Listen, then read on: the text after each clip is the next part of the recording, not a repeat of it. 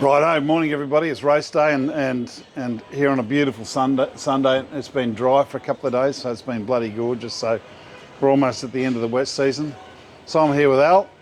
Hi everybody. Al is a brothers in arms. He's a Kiwi, so we love them all here. So welcome, mate.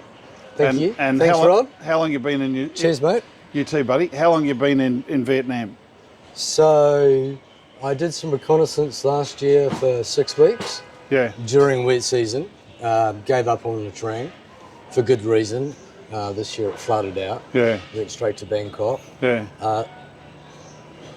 Total, 6 months. Yeah. And for me, 6 months. I want to live here. Yeah. But for me, it's you've got to be there you've got to be at a place for 6 months. To give it time. To make a decision. Yeah. And the lifestyle's easy. It's great. So I'm here. So you left Nha Trang. You're here. Well, yeah. I was there for a week doing reconnaissance. Oh, you were there for a week? Last year, looking for another place because I'd lived in Bali for 8 years. Yeah. Why leave Bali? Mate, not wholesome. Yeah. I got tired of living in a place where everybody holidays. Yeah. Everybody talks bullshit. And the reality is, if you look like you've got money, you're an ATM machine, sadly to them. Yeah. Here, the culture, the people, very similar to back home. Same but different without getting into detail. Yeah. It's a lot more chilled. Yeah. More organic, more naturally flowing. Yeah. Yeah. If that makes sense. Absolutely. Yeah, I like it. And it's a little wee Gold Coast here. It is, and being a vegetarian, I don't normally smoke. I'm having a month break after 2 half marathons. And how much are darts here? How much are cigarettes here? Cigarettes are cheap as chips. I think they're 20,000 dong, which is probably $1.50, $1.20. $1.20 Aussie. Yeah. And $1.30 Kiwi. Yeah. Okay. Yeah. Okay. And one thing I saw the other day, and I went out, cigarette lighters, right? They're worth more than a packet.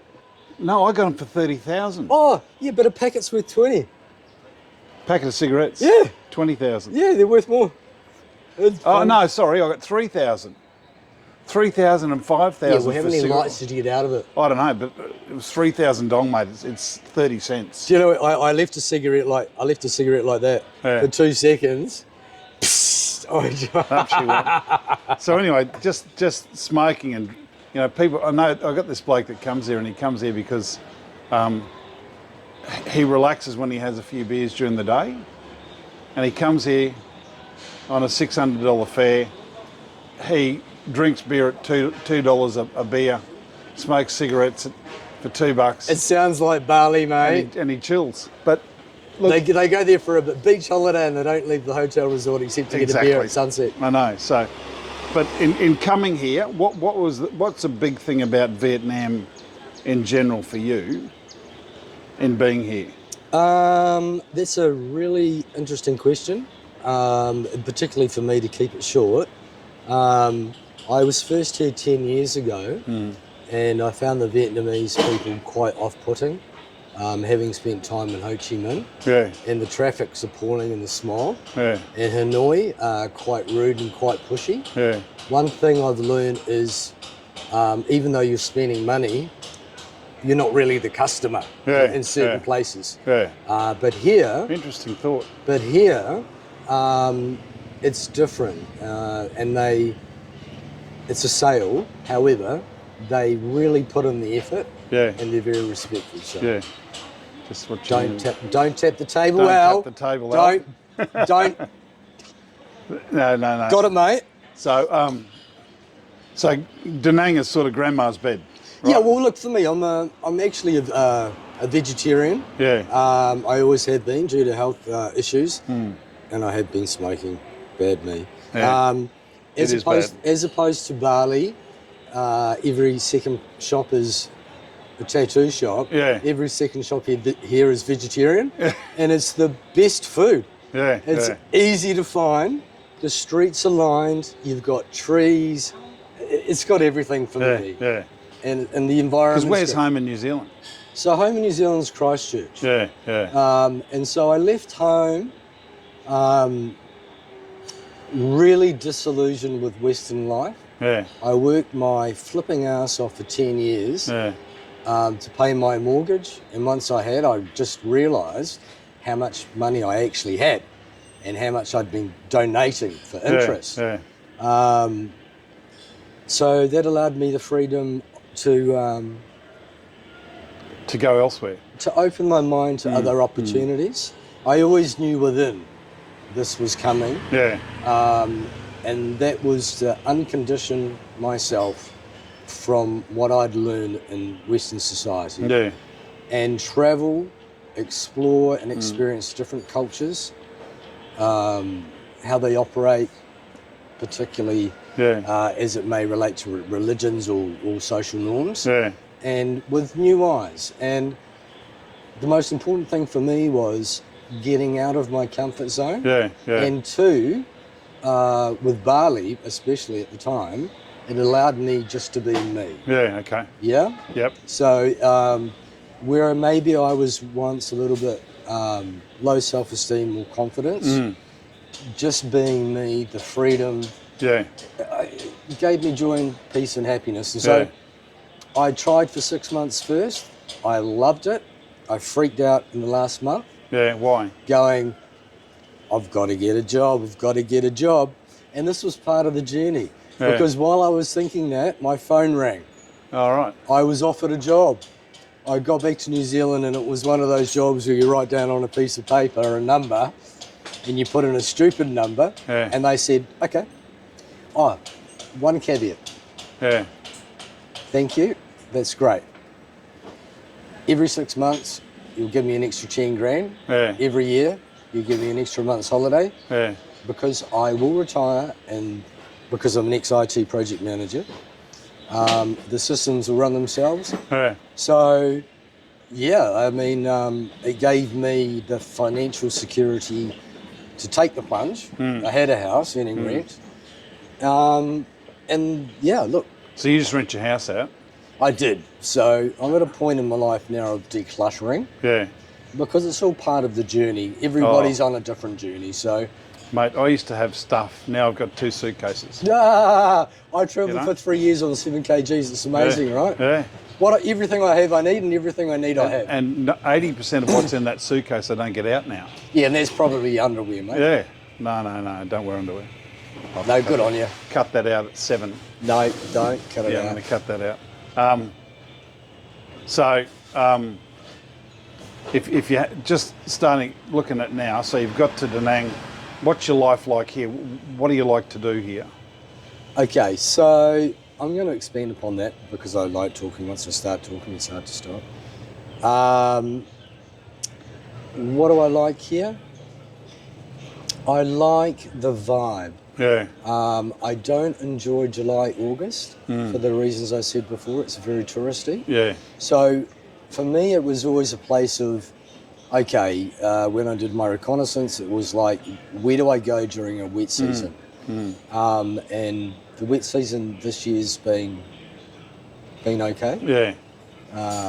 So it hasn't been a drama. Edit at 8, 8. What was the other half of the question? Oh, no, you don't have to worry about that. No, you just, what do you like about being here? So wet season's sort of at the end. Yeah, right. So I enjoy, it's just chilled. It's so easy going and relaxed.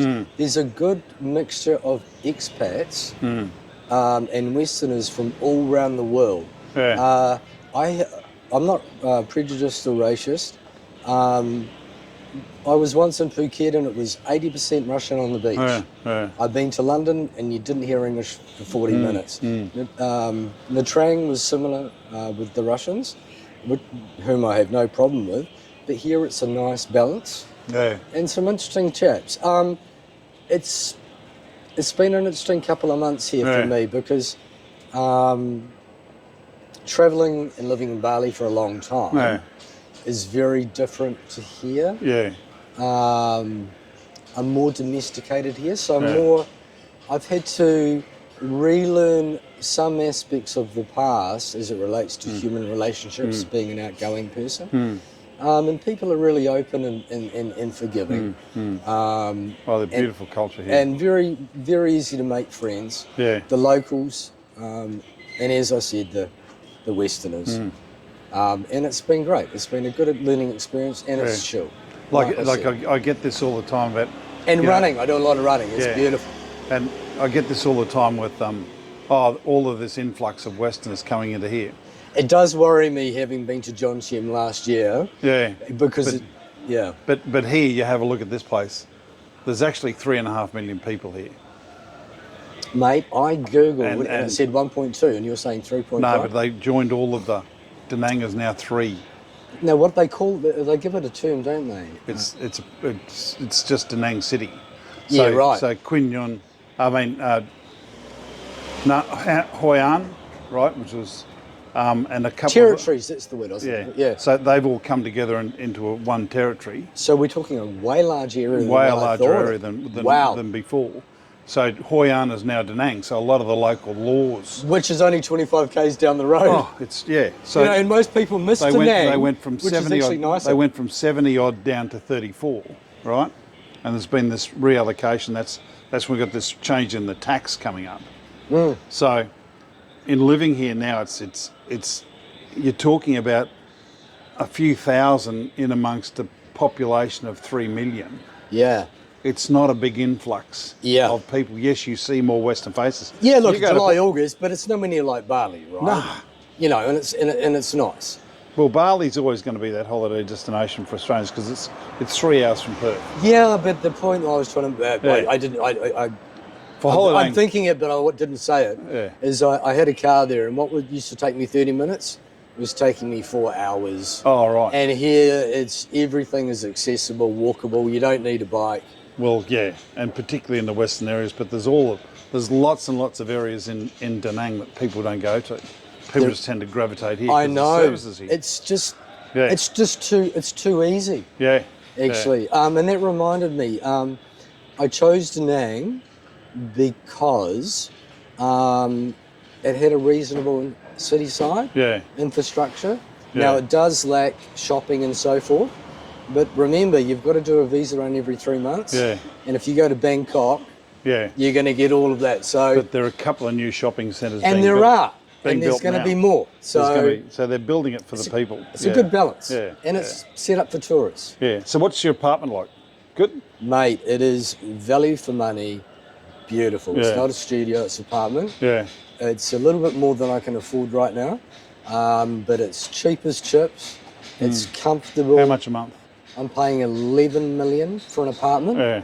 On the 7th floor, not with the view like I had previously for 13 of the sea, but I still get a view, natural light, 2 big TVs, a beautiful bed, and for the first time in 10 years, I feel settled. Yeah, and it's a nice feeling, having backpacked for 3 years. So it's more than you can afford, but it's worth that extra bit of money.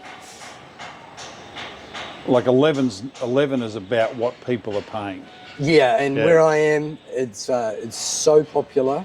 You're lucky to get a room, which is why it's best if you come and you find a place.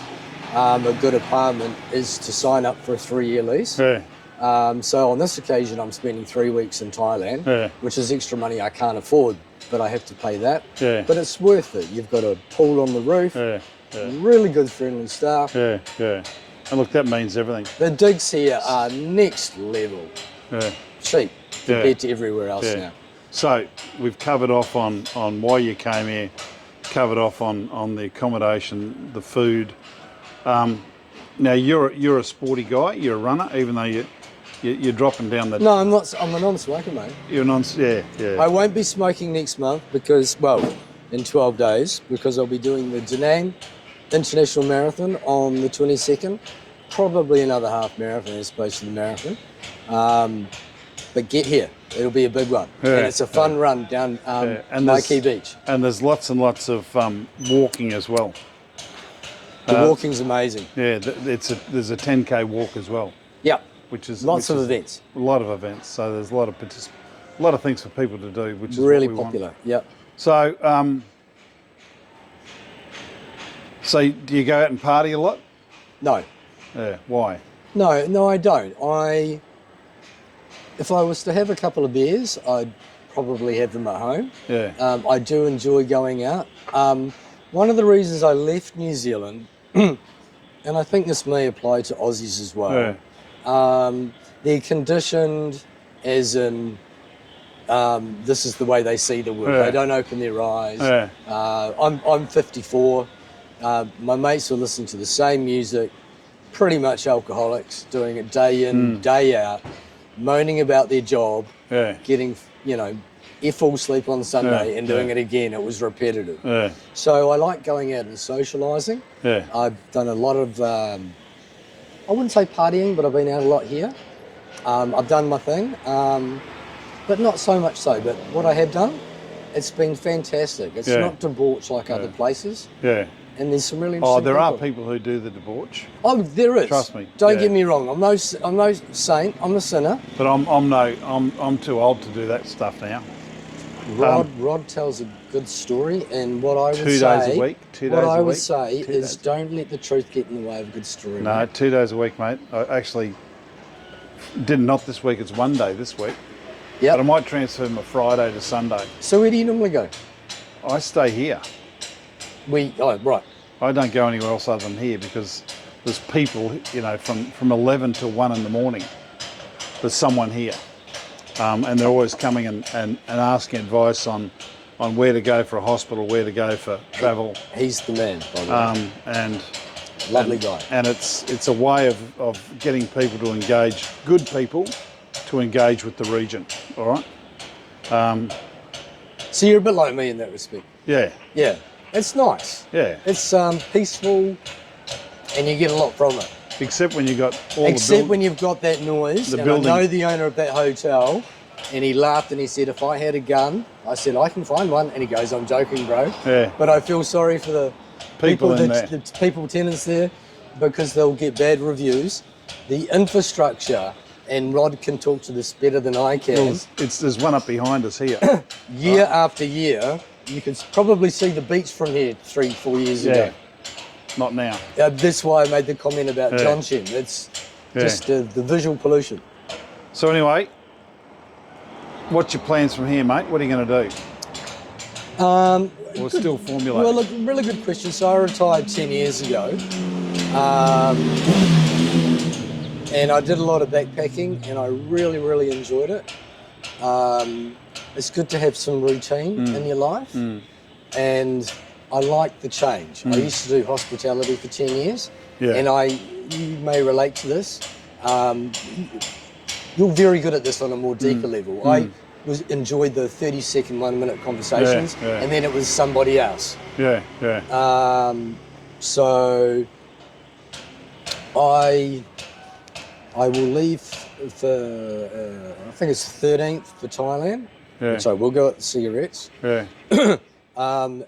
So I do a lot of running, Yeah. a lot of reading, a lot of meditating, Yeah. a lot of writing.